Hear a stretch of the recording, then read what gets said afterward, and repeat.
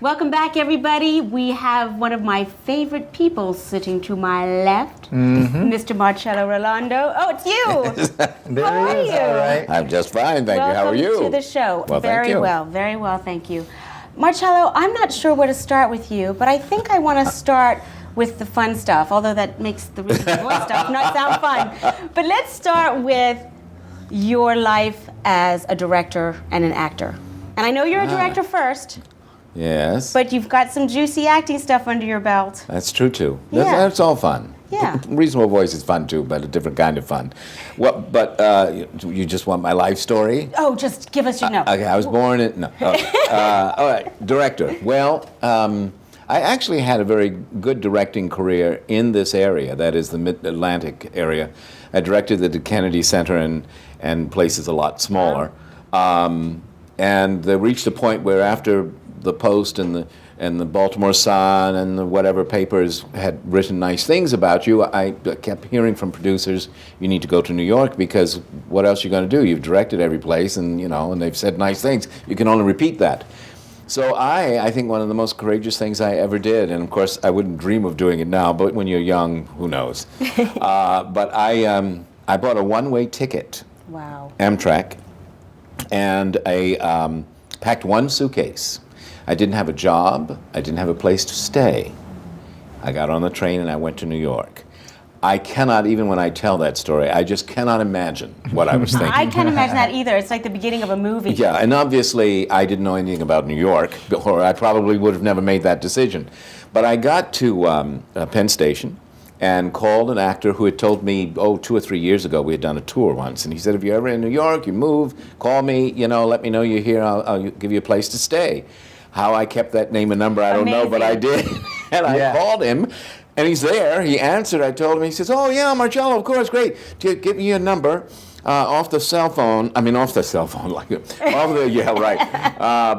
payphone. And, I'll call you right back. It may take 20 minutes, but don't go anywhere. And don't leave the phone. And don't let go of your suitcase. Good advice for New York. So, I stood there, and I would say it took 15 or 20 minutes. And then, a long story short, he wanted to go somewhere with his girlfriend, but she didn't want to go because her girlfriend's boyfriend was going off for a year sabbatical, and someone had to stay with the cats and the plants.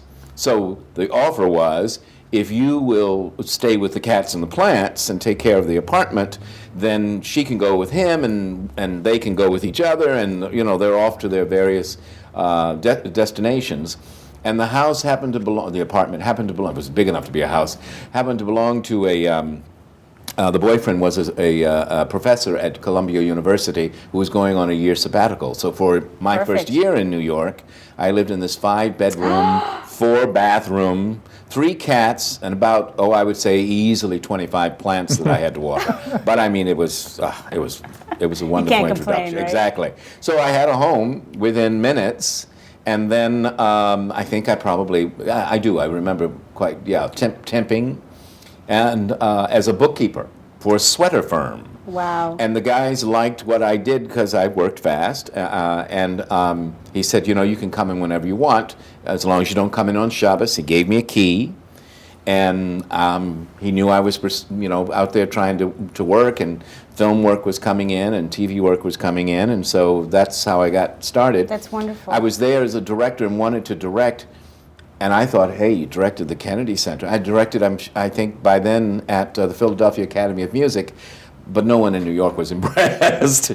But what I discovered was there were an awful lot of playwrights who also needed a director. And if we got together, then we got to do things. And that's what started my company. MBR Group became a producer of new scripts because nobody else would say to a person who was brand new to New York, come direct a Broadway show. So we did our own thing. And as it turned out, the Broadway producers came to us, so it's not bad. Yeah, you have to make your own work sometimes, don't you? You have to make it happen for yourself.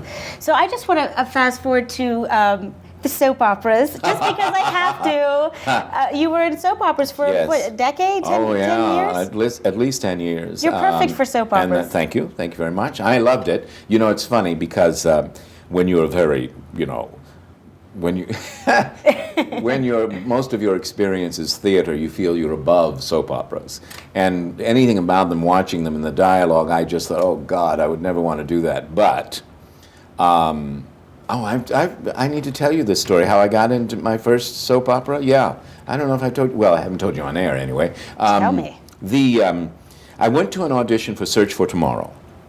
And it was very hot. The AC was off, and something was broken. And I only vaguely remembered it when 2 years after that audition, and I was not cast, by the way, I got a call from a lady who said she was the receptionist at that audition, and she was now the casting director for NBC's Another World, and she wondered if she could, call me in and use me as an extra. And I said, yes. What?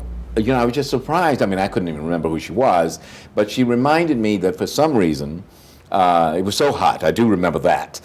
She said, why don't you, when I was going out to take a break, I said, could I go out to the men's room and may I bring you a glass of water? Because she was sweltering.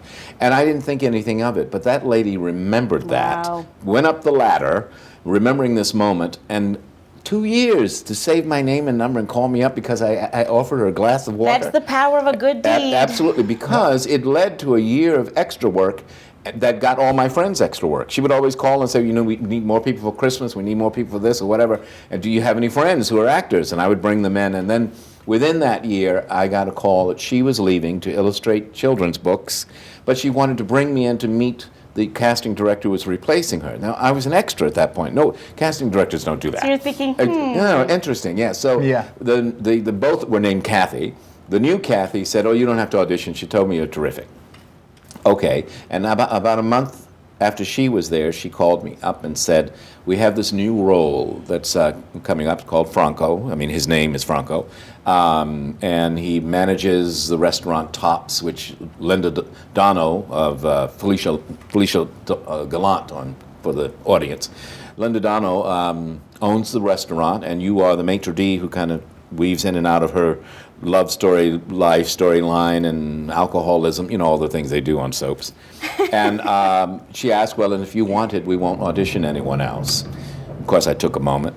Yeah, right. And that was it. And 10 years later... What a great beginning. I mean, it was almost like you had a sort of an angel there. Must have been the whole choir going on because it just happened. And it then financed my developing new scripts and working with new playwrights and getting them produced for big producers who, like, I don't know if you know about Nixon's Nixon. Lanford Wilson and I met, I'm sure because of the soap. I can't remember what got me into his office, to tell you the truth, but he offered me on his swan song at Circle Rep, said, I'd like you to direct a script, and he pushed 6 scripts across the table and said, pick whichever one you want.